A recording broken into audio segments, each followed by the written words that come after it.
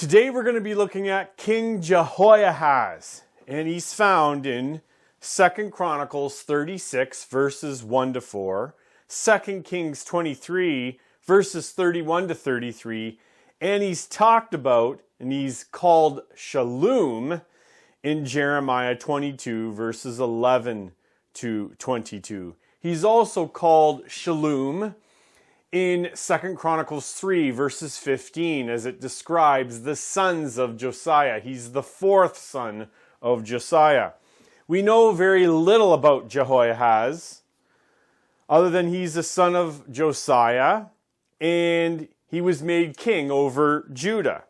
In verses 31, we're going to be looking at Jehoahaz through the lens of 2 Kings chapter 23.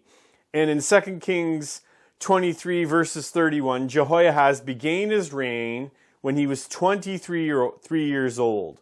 And in 2 Chronicles 36 verse 1, it says there that the people of Judah appointed him king after the death of his father, Josiah.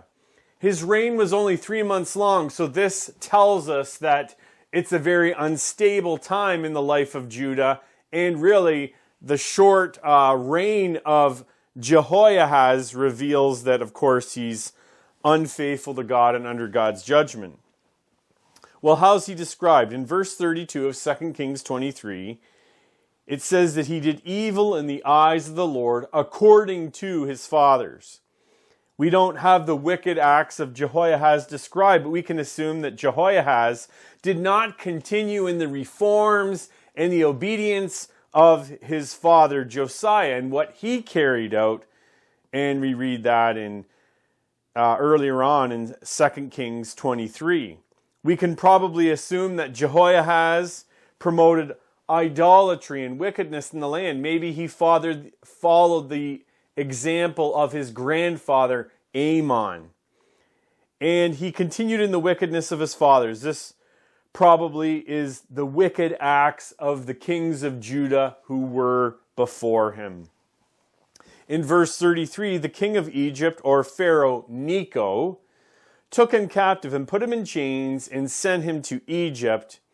And in 2 Chronicles 36 verse 3, Neco, the king of Egypt, imposed a tribute on the land. So this tax is imposed upon the people of Judah and they are to pay it to Neco. This tribute is used to get money out of nations that are under your thumb. Now, Jehoahaz is mentioned in the book of Jeremiah, speaking about his time in Egypt. This is Jeremiah 22, verses 11 to 12. It says, "For thus says the Lord concerning Shallum, the son of Josiah, king of Judah, who reigned instead of Josiah, his father, and who went away from this place. He shall return here no more, but in the place where they have carried him captive, there shall he die, and he shall never see this land again."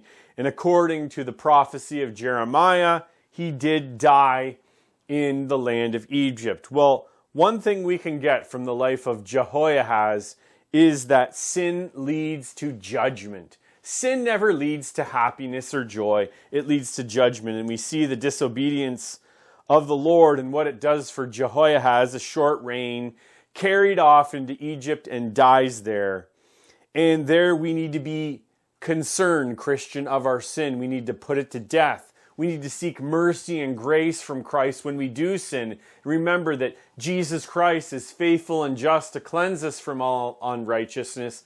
And we need to seek the Spirit's power and grace from God to put to death sin and root it out of our lives. Thanks for watching, and God bless.